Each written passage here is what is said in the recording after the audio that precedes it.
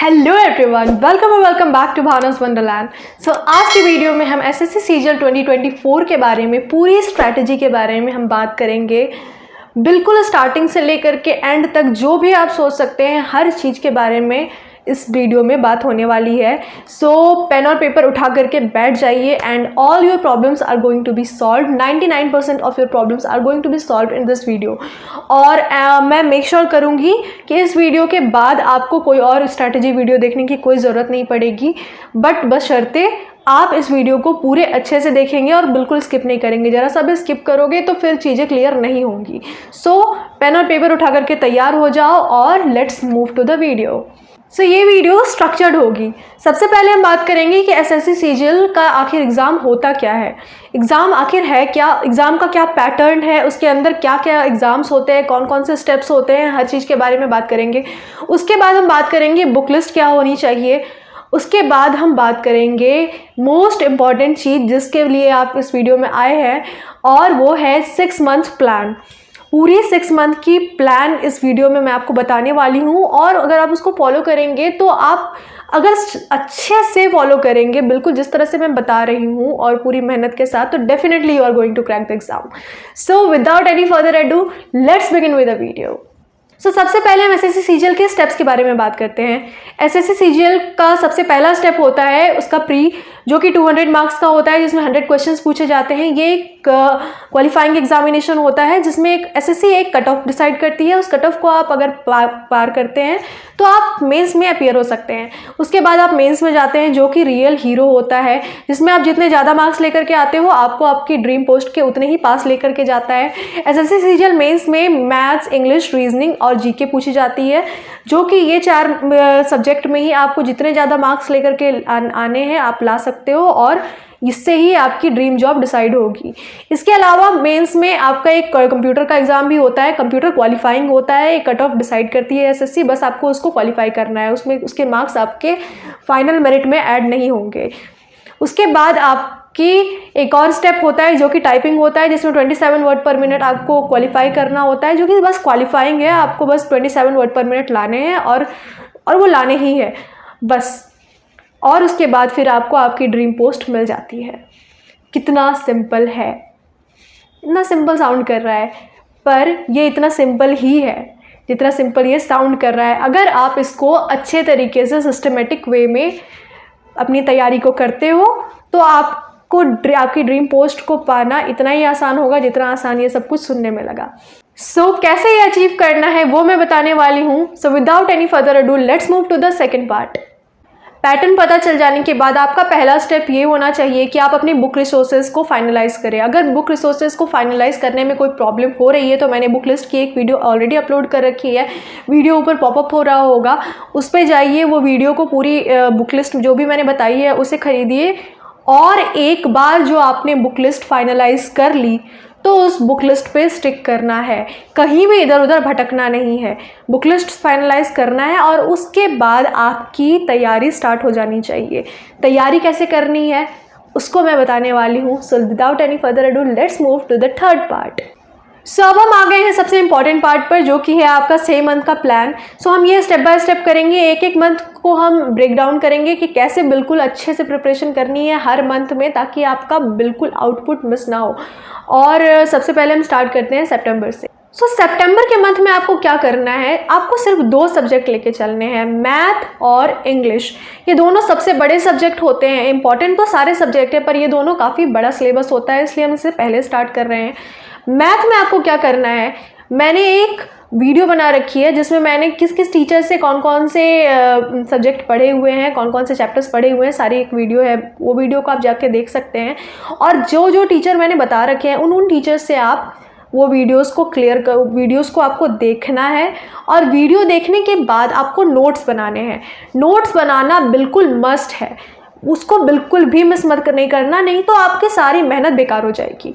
पहले आपको वीडियो देखना है और उसके बाद आपको नोट्स बनाना है, और मैथ में बस आपको पहले महीने में इतना ही काम करना है। यही सबसे इम्पॉर्टेंट है, क्योंकि आप यहाँ पे कॉन्सेप्ट क्लियर कर रहे होगे, तो आपको स्टार्ट ऐसे ही करना है। अब हो गया मैथ का, इतना करना है। और उसके बाद हम आते हैं इंग्लिश में। इंग्लिश में आपको क्या करना है, इंग्लिश में आपको ग्रामर पढ़ना है और वोकैब्स पढ़नी है। ग्रामर की मैंने बुक लिस्ट बता रखी है, नीतू सिंह से आप ग्रामर कर सकते हैं और उसके बाद नीतू सिंह से आपको ग्रामर करना है। और उसके बाद उस ग्रामर के रूल्स को प्रैक्टिस करने के लिए आपको प्रीवियस ईयर क्वेश्चंस की कोई बुक उठानी है, जो कि भी मैंने बुक लिस्ट बता रखी है। उसमें जा कर के आपको बस उस ग्रामर के रूल्स का प्रैक्टिस करना है, तो आपको रूल्स भी याद हो रहे हैं, आपका प्रैक्टिस भी हो रहा है। इतना हो गया ग्रामर के लिए। इसके अलावा आपको क्या करना है सेकेंड पार्ट में कि आपको वोकैब्स याद करनी है। वोकैब्स के लिए भी मैंने बुक बता रखी है, ब्लैक बुक, जो बहुत अच्छी बुक है। आपको स्टार्ट कर देना है एक एक करके याद करना, synonyms, antonyms, OWS, idioms and phrases, ये सब कुछ आपको याद करना शुरू कर देना है और एक एक करके वोकैब्स याद करते जाओ। That's it. उसके अलावा आपको इंग्लिश के लिए एक बहुत इंपॉर्टेंट चीज़ जो कि आपको डे 1 से स्टार्ट कर देना है, दैट इज़ रीडिंग। रीडिंग चाहे कुछ भी हो, बुक, एडिटोरियल, न्यूज़पेपर और आपका book, novels, story book, children book, कुछ भी पढ़ो, पर इंग्लिश को आपको रीडिंग करना है ताकि आपके कॉम्प्रिहेंशन स्किल डे 1 से इम्प्रूव हो, जो कि बहुत इंपॉर्टेंट है। इतना हो गया आपके इंग्लिश सेक्शन के लिए। इसके साथ ही आपको डे 1 से और एक चीज़ स्टार्ट करनी है जो कि करंट अफेयर्स है। करंट अफेयर्स कोई भी टीचर से आप कर सकते हो, जैसे कि मैं गौरव गर्ग सर की स्टडी IQ की करंट अफेयर्स फॉलो करती थी। अब गौरव गर्ग सर की 300 बेस्ट 300 आती है, उसको पढ़ सकते हो या फिर उनकी वीडियो परचेस कर सकते हो, उसको जा करके पढ़ो। लेकिन करंट अफेयर्स डे 1 से स्टार्ट कर देना है। अब आपको कैसे करना है वो आप डिसाइड करेंगे, लेकिन आपका एक भी दिन का करंट अफेयर्स मिस नहीं होना चाहिए। चाहे आप वीकली करें, चाहे आप मंथली करें, लेकिन हर दिन का आपको करंट अफेयर्स करना है। तो करंट अफेयर्स पहले महीने से ही स्टार्ट हो जाना चाहिए। इतना हो गया आपको फर्स्ट मंथ के लिए। अब आते हैं हम अक्टूबर में। अक्टूबर में आपको क्या करना है, मैथ्स बहुत बड़ा सब्जेक्ट है, तो कुछ ना कुछ तो बच ही गया होगा आपका पहले महीने में। अगर पहले महीने में ख़त्म कर दिया तो बहुत बड़ी बात है, लेकिन अगर बच गया है तो उसको जो बचा हुआ है उसे आपको सेकेंड महीने में ख़त्म करना है। वीडियोज़ देखने हैं, उसके नोट्स बनाने हैं, और एक बार जो हो गया आधे महीने तक हो जाना चाहिए। टारगेट रखो कि हाफ ऑफ द अक्टूबर तक आपका ये वीडियो और नोट्स कंप्लीट हो जाना चाहिए। उसके बाद आपको क्या करना है, कोई भी प्रीवियस ईयर क्वेश्चन की बुक उठानी है, जो कि बुक लिस्ट मैंने बता दी है ऑलरेडी, और आप उस बुक को उठा करके आपको उसकी प्रैक्टिस करती जानी है। एक एक करके सारे चैप्टर्स लगाने हैं और बस आपका यही काम होना चाहिए। और जहाँ भी फंसते हो, वो जो आपने नोट्स बनाए हैं, अब वो नोट्स आपके हैंड ही आएंगे।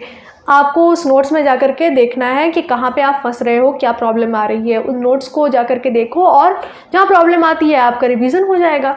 उसके बाद इस तरह से प्रैक्टिस करनी है, और मैथ के लिए बस इतना ही करना है आपको सेकेंड मंथ में। अब आते हैं हम इंग्लिश की तरफ। इंग्लिश में आपको क्या करना है, जो चीज़ फर्स्ट मंथ में कर रहे थे वही सेम चीज़ आपको कंटिन्यू करनी है।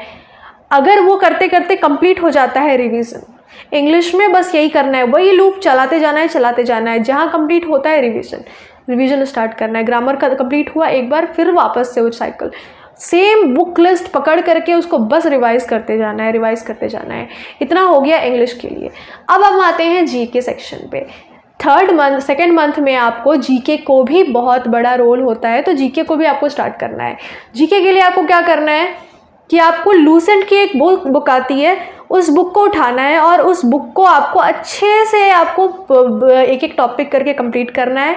एक बार एक टॉपिक कंप्लीट कर लिया, आपको एक प्रीवियस ईयर क्वेश्चन की बुक उठानी है। जैसे कि आपने इंडस वैली सिविलाइजेशन अगर कर लिया इससे, अपनी लूसेंट की बुक से, तो आपको प्रीवियस ईयर की बुक उठानी है और प्रीवियस ईयर जैसे घटना चक्र हो गया, पिनक्कल हो गया, वहाँ जा कर के आपको प्रीवियस ईयर के क्वेश्चंस को देखना है कि आखिर एग्जाम में क्या पूछा। एक बार याद कर लिया, उसके बाद आपको आइडिया हो जाएगा कि किस तरह के क्वेश्चंस आते हैं, दोबारा पढ़ना है। इस तरह से पढ़ते पढ़ते कंप्लीट करना है आपको जीके अब स्टार्ट हो गया है तो अब एंड तक चलते रहेगा। जीके का कोई समुंदर है, ख़त्म नहीं होने वाला, लेकिन आपको कोशिश करना है कि इंपॉर्टेंट चीज़ें जो एग्ज़ाम में आ रही हैं वो आप पहले ख़त्म करें। तो इस तरह से आपको जीके का सेक्शन अभी से स्टार्ट कर देना है। करंट अफेयर्स जो था वो आपका चलते जाना चाहिए, वो डे 1 से स्टार्ट होकर के लास्ट डे तक आपका चलेगा। तो करंट अफेयर्स स्टार्ट किया था, वो करंट अफेयर्स आपका चलते ही रहना चाहिए। साथ ही साथ इंग्लिश की रीडिंग भी जो आपने स्टार्ट की थी वो चलते रहेगी। इतना हो गया सेकेंड मंथ के लिए, और ये हो गया हमारा सेकेंड मंथ कंप्लीट। अब हम आते हैं नवंबर मंथ में। नवंबर मंथ में आपको क्या करना है, मैथ सेक्शन के लिए आपको प्रैक्टिस करनी है। जितने भी आपके टॉपिक्स थे जो आपने प्रैक्टिस स्टार्ट की थी, वही प्रैक्टिस आपको स्टार्ट करते जाना है, कंटिन्यू करना है। जैसे कि आपने अरिथमेटिक कर लिया तो अब एडवांस करना है, जहाँ प्रॉब्लम आता है नोट्स को रेफ़र करना है, वही आपका साइकिल चलते जाएगा। अगर एक साइकिल कंप्लीट होता है, रिवीजन का साइकिल चलाना है, दोबारा से करना है, मतलब सेम बुक लिस्ट को करते ही जाना है। दिमाग में बिल्कुल फिट हो जाना चाहिए, आपके कॉन्सेप्ट बिल्कुल क्लियर हो जाने चाहिए, आपका टारगेट बस ये होना चाहिए।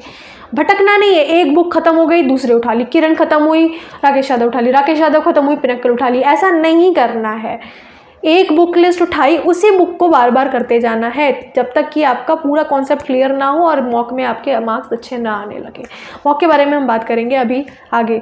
उसके बाद हम आते हैं इंग्लिश में। इंग्लिश में सेम चीज़ मैंने एक बार बता दी, ग्रामर, वोकैब्स, रीडिंग, 3 चीज़ जो आपने स्टार्ट की है ये कंटिन्यू रहनी चाहिए। एक बार कंप्लीट हुआ, रिवीजन ख़त्म कर हुआ, दोबारा चलते जाना चाहिए। इंग्लिश के लिए बस इतना ही करना है।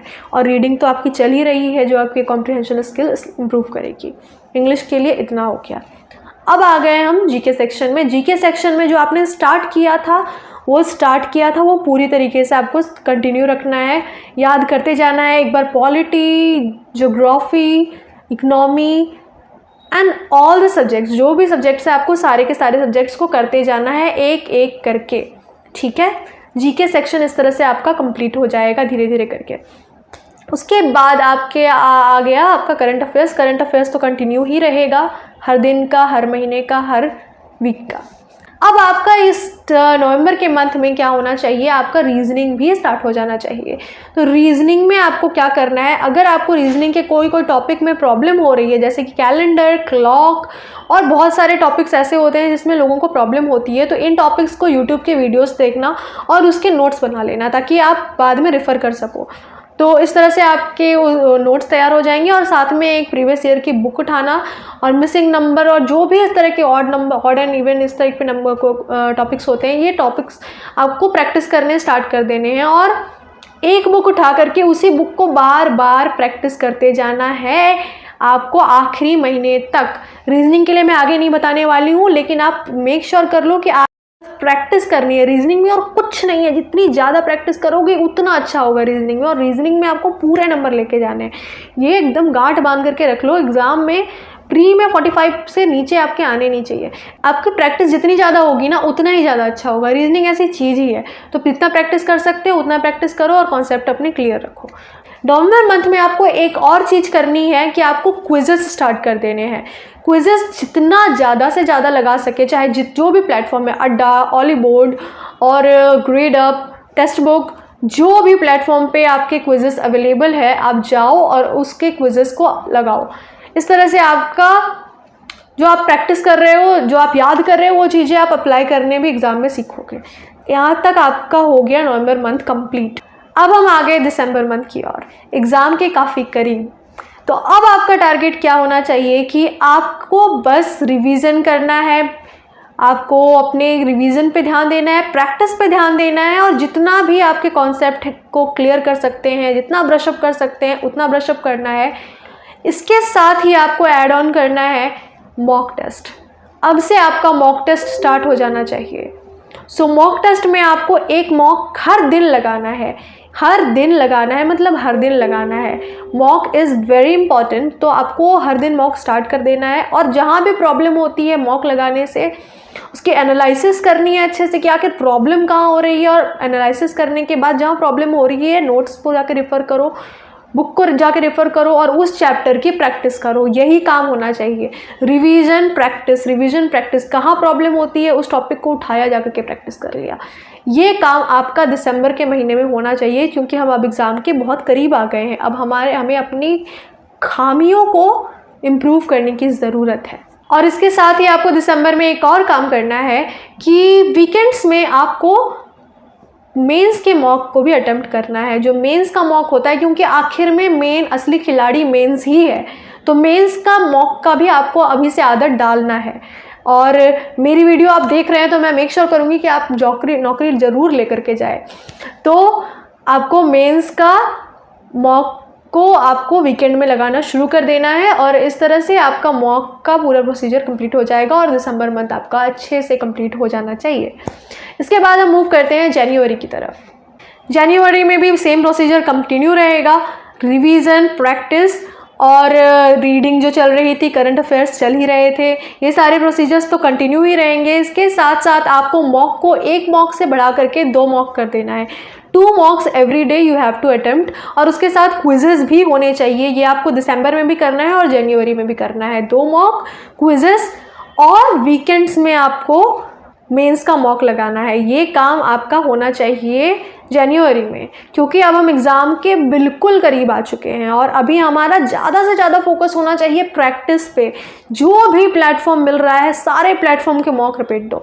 सोचो ही मत कि मॉक ख़त्म हो जाएंगे, मॉक ख़त्म ही नहीं होते। इतने प्लेटफॉर्म बन गए हैं, जिस दिन आप जा करके टेलीग्राम वगैरह में देखोगे इतने प्लेटफॉर्म, मॉक ख़त्म ही नहीं होने वाले हैं। और जितने मॉक लगा सको उतने लगाओ। ये मत सोचो कि ये टफ है, एग्ज़ाम रिलेवेंट नहीं है, ये है नहीं है, वो नहीं है। सारे एग्ज़ाम रिलेवेंट। एग्ज़ाम में इतना प्रेशर होता है कि इजी क्वेश्चन नहीं बनते हैं, तो अभी टफ वाले लगाओगे तो अच्छा रहेगा। इसीलिए जितने मॉक जहाँ पे भी जो मिलते हैं सारे लगाओ और जा कर के आपकी प्रैक्टिस को इतना ज़्यादा करो कि आपका पूरा का पूरा प्रिपरेशन बहुत अच्छे से इन्हांस हो सके। इस तरह से आपको जनवरी में प्रैक्टिस पे ज़्यादा फोकस करना है और इस तरह से आपका जनवरी भी कंप्लीट हो जाता है। और अब हम आ जाते हैं एग्ज़ाम के बिल्कुल करीब और फरवरी में। अब हम आ गए एग्ज़ाम के 1 महीने पहले, जो कि बहुत क्रूशियल टाइम है। इसमें आपको क्या करना है, इसमें आपको रिवीजन करना है जो भी आपने अभी तक पढ़ रखा है, और आपको क्विजेस ज़्यादा से ज़्यादा अटेम्प्ट करने हैं, चाहे जिस भी प्लेटफॉर्म में मिलते हैं सारे प्लेटफॉर्म के क्विजेस लगाने हैं। और आपको 2 to 3 मॉक्स, 3 मॉक्स तक अगर एक्सटेंड कर पाते हैं तो बहुत अच्छी बात है। प्री के आपको 2 to 3 मॉक्स को लगाना है। और आपको इसमें वीकेंड पे मेंस की मॉक लगाने की कोई ज़रूरत नहीं है, क्योंकि अब प्री आ रहा है तो प्री पे फोकस कीजिए, मेंस पे फोकस करने की ज़रूरत नहीं है। इसमें आपको बस 2 to 3 मॉक्स आपका टारगेट होना चाहिए, हर दिन आप लगा रहे हैं, और 2 से कम तो बिल्कुल भी नहीं होने चाहिए, 2 तो होने ही चाहिए। तो आपको इस तरह से आपको फोकस करना है, और आपकी रीडिंग अभी भी स्टॉप नहीं होनी चाहिए। और बाकी इसमें आपका फोकस होना चाहिए कि करंट अफेयर्स आपने अभी तक जितने पढ़ रखे हैं वो सारे करंट अफेयर्स को आप रिवीजन करते रहते हैं, रिवाइज करते रहना सारे करंट अफेयर्स को, और लास्ट मंथ में सारे करंट अफेयर्स का रिविजन करके आपको फाइनल करना है। तो इस तरह से आपका फरवरी कंप्लीट होता है और आपकी सारी की सारी 6 मंथ का प्लान कंप्लीट होता है। अब आप एग्ज़ाम देने जाओगे, एग्ज़ाम के 1 दिन पहले ये मेक श्योर करना कि आप मॉक अटेम्प्ट नहीं करते हो। एग्ज़ाम के 1 दिन पहले आप कोई मॉक अटेम्प्ट मत करना, और साथ ही साथ कुछ पढ़ाई भी मत करना एग्ज़ाम के 1 दिन पहले। एग्ज़ाम के 1 दिन पहले थोड़ा रिलैक्स रखना अपने आप को, और एग्ज़ाम के दिन तो भूल के भी किसी किताब को खोलना मत, क्योंकि पैनिक क्रिएट होता है। इस तरह से आप अपने एग्ज़ाम के दिन तक पहुंच जाओगे। और अगर आपने शिद्दत से बिल्कुल इस सारी स्ट्रैटेजी को फॉलो किया, क्योंकि मैंने भी ऐसे ही कुछ किया है, तो आप भी डेफिनेटली जो 1 साल में 2 साल 3 साल लगाते हैं, आप 6 महीने में भी बहुत अच्छे से कर सकते हो। ये डिपेंड करता है, 6 महीना टाइम थोड़ा कम है, तो आपको आपकी इनपुट बढ़ाना पड़ेगा। जितना ज़्यादा इनपुट दोगे उतने कम टाइम में हो सकता है। 6 महीने बहुत ज़्यादा अच्छे खासे टाइम है, आप आराम से कर सकते हो। सो आपको ये सारी स्ट्रैटेजी बिल्कुल अच्छे से फॉलो करना है। आई एम गारंटिंग यू कि आपकी एग्ज़ाम ज़रूर निकलेगा ही निकलेगा, मैं लिख के देती हूँ। तो बिल्कुल अच्छे से ये जितनी भी मैंने स्ट्रैटेजी तैयार की है, अच्छे से इसको फॉलो करो, और मुझे एग्ज़ाम निकालने के बाद मुझे ज़रूर आकर के बताना। मैं बहुत खुश होती हूँ जब भी आप लोग मुझे बताते हो कि मैम ये मेरा जॉब हो गया, तो बहुत अच्छा लगता है। तो ज़रूर मुझे जा कर के बताना। और यही में वीडियो मेरा समाप्त होता है, और आशा करती हूँ आपको इस वीडियो से हेल्प मिली हो। अगर हेल्प मिली हो तो ज़रूर लाइक करना, शेयर करना और सब्सक्राइब करना। और मैं मिलती हूँ आप लोगों से नेक्स्ट वीडियो में। Till then bye bye.